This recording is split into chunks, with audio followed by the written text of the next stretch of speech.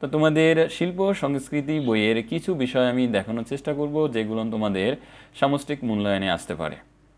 তো প্রথমেই আমরা চলে এসেছি ৮ পেজে এবং সেখানে আছে প্রাকৃতিক বর্ণচক্র। এই প্রাকৃতিক বর্ণচক্রের বিষয় এখানে একটি কবিতার মতন অংশ দেওয়া আছে, এটি তোমরা পড়ে নিবে। তো এখানে দেখো যে কি বলা আছে এই বর্ণচক্র সম্পর্কে, যে বর্ণচক্র রঙগুলোর সাথে মিলিয়ে বিভিন্ন রঙের পাতা সংগ্রহ করবে, বর্ণচক্রের রঙগুলোর সাথে মিলিয়ে বিভিন্ন ফুল সংগ্রহ করবে, গানের সাথে মিলিয়ে বিভিন্ন প্রাকৃতিক উপকরণ যেমন মাটি ছাই সংগ্রহ এবং রং বানানোর চেষ্টা করবে।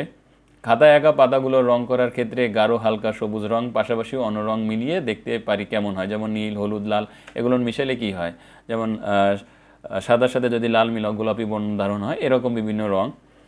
রঙের গানটি ভালোভাবে অনুসরণ করবে এবং আনন্দময় ভঙ্গির মধ্য দিয়ে সবাই মিলে গানটি গাওয়ার চেষ্টা করবে।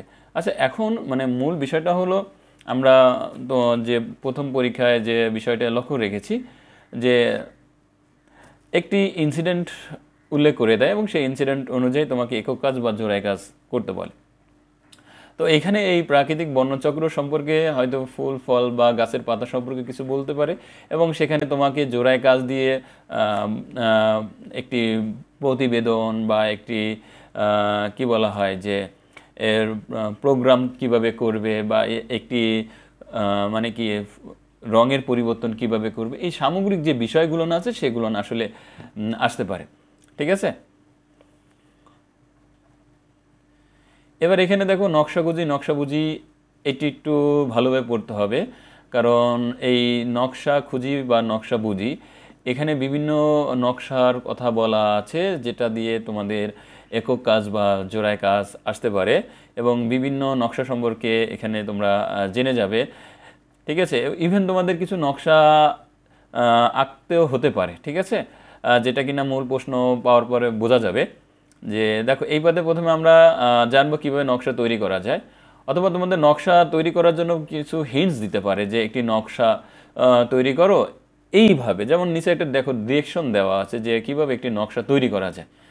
যে এবার আমরা বিভিন্ন রকমের রেখা দিয়ে নকশা তৈরি করো, এখানে দেখো রেখা দিয়ে নকশা তৈরি করা, বিন্দু দিয়ে নকশা তৈরি করা, অর্থাৎ যে বিষয় তোমাকে বলা হবে সেই বিষয় এটা দলগত কাজে তোমাকে দিবে যে একটি নকশা তৈরি করতে। তো নকশা তৈরি করার জন্য কীরকম উপকরণ প্রয়োজন, কে এর মূল দায়িত্বটা নিবে, কয়জন মেম্বার থাকবে, কে কি কাজটা করবে, কি কি উপাদান প্রয়োজন, এসব বিষয় আসলে উল্লেখ করা যেতে পারে। যখন যদি তোমাদের পরীক্ষায় উল্লেখ করা থাকে মানে প্রশ্নে, তখন তোমরা এগুলো উল্লেখ করবে। তো এখানে দেখো তোমরা কিছু নকশার ছবি দেখতে পাচ্ছ। এবার আছে জয়নুল আবেদিন সম্পর্কে সবাই ভালোভাবে জেনে যাবে।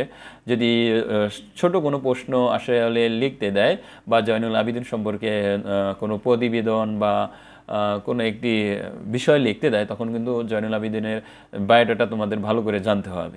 জয়নুল আবেদিন আমরা জানি শিল্পাচার্য জয়নুল আবেদিন চিত্রশিল্পীর জন্য বিখ্যাত এবং তার দেখো এই যে দুর্ভিক্ষ 1943 সালে রং ও তুলি দিয়ে যে ছবি, দুর্ভিক্ষ 1943 সালে যে যে ফেমাস যে ছবিগুলো আছে এই ছবিগুলো একটু ভালো করে দেখবে। ঠিক আছে, তো এখানে দেখো বা এরকম প্রশ্ন আসতে পারে যে তুমি লোকশিল্প জাদুঘরে গিয়েছো, এরকম যে তোমরা 5-6 জন বন্ধু মিলে লোকশিল্প জাদুঘরে গিয়েছো, সেখানের বাস্তব অভিজ্ঞতা নিয়ে একটি প্রতিবেদন লেখো বা সেখানে তুমি কি কি বাস্তব অভিজ্ঞতা অর্জন করেছো, এই যে সামগ্রিক যে বিষয়গুলো এই বিষয়গুলো তোমার একক বা জোড়ায় কাজ আসতে পারে। এবার দেখছে মায়ের মুখের মধুর ভাষা, এটাও ইম্পর্টেন্ট, এটা পড়তে হবে। এবং এখান থেকে দেখো কিছু ফন্ট দেওয়া আছে, যেমন তোমরা এগিয়ে কিছু ফন্ট তোমরা ভালো করে জেনে নেবে যে আসলে কোনটাকে কোন ফন্ট বলে।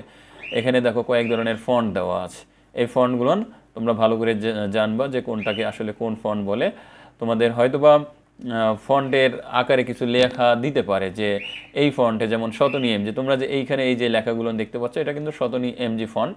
তো এটার শতনী এমজি ফন্ট, তারপরে বিভিন্ন রকমের ফন্ট আছে, সোনার বাংলা ফন্ট আছে, রাজন শৈলী ফন্ট আছে, যে বিভিন্ন ফন্ট আছে সেই ফন্টে তোমাদের বলতে পারে যে একটি নকশা করো, এই ফন্টে একটি নকশা করো বা একটি লেখা ডিজাইন করো।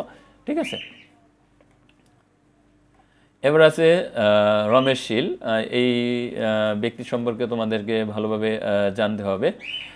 এবং দেখো যে কথা বলছি যে ফন্ট নিয়ম মেনে বিভিন্ন বাংলা ফন্ট লিখে রাখবো বন্ধু খাতায়, তোমাদের যে বন্ধু খাতা আছে সেখানে তোমরা বিভিন্ন রকমের ফন্ট ব্যবহার করো, মানে বিভিন্ন রকমের রেখা বা লেখা তোমরা ব্যবহার করো সেখানে। তো সেই ফন্ট সম্পর্কে ভালো করে জেনে যাবে, এখান থেকে তোমাদের একটি দলগত কাজ আসতে পারে। আর সবচেয়ে বেশি ইম্পর্টেন্ট হলো স্বাধীনতা আমার, এখান থেকেও তোমার বেশ কিছু একক বা জোড়ায় কাজ আসতে পারে। এই বিষয়ে তোমরা একটু লক্ষ্য রাখবে যে স্বাধীনতা আমার, যেমন এখানে একটা দেখো চিত্র দেওয়া আছে এবং নকশা হই, এখানে দেখো বলছে চলো নকশা হই।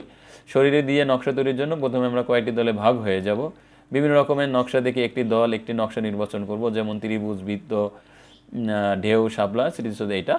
এটা হলো জাস্ট নকশার মতন করেছে, কিন্তু এটা তোমাদের হয়তোবা করতে দিবে না। তোমাদেরকে হয়তোবা যে যদি ছবি আঁকতে বলে যে স্বাধীনতা বিষয়ক একটি বা মুক্তিযুদ্ধ বিষয়ে একটি নকশা অঙ্কন করো, তো সেক্ষেত্রে তোমরা নকশা অঙ্কন করবা এবং সেটা দলগত আকারেই আসবে। সে কিছু হেন্স দেওয়া থাকবে প্রশ্নে, এখানেও কিছু হেন্স দেওয়া আছে, সেভাবে তোমরা একটু দেখে নেওয়ার চেষ্টা করবে। কামরুল হাসান, এনার বিষয় তোমাদের পড়তে হবে বাংলাদেশ এবং তার যে অবদান বাংলাদেশে, এবং যে তার কিছু শিল্পকর্ম আছে, সেই শিল্পকর্ম সম্পর্কে তোমরা একটু জেনে যাবা। মূল কথা হলো, মানে আমি যেটা আসলে বলতে চাচ্ছি যে এই যে কামরুল হাসান বা অন্যান্য যে লেখক আছে তাদের পরিস্থিতি মোটামুটি ভালোভাবে জেনে যেতে হবে, এবং কি বলে যে ছবি বা নকশা আঁকার একটি প্র্যাকটিস তোমরা মোটামুটি বাসা বিষয় করতে পারো, কারণ এগুলো আসবে।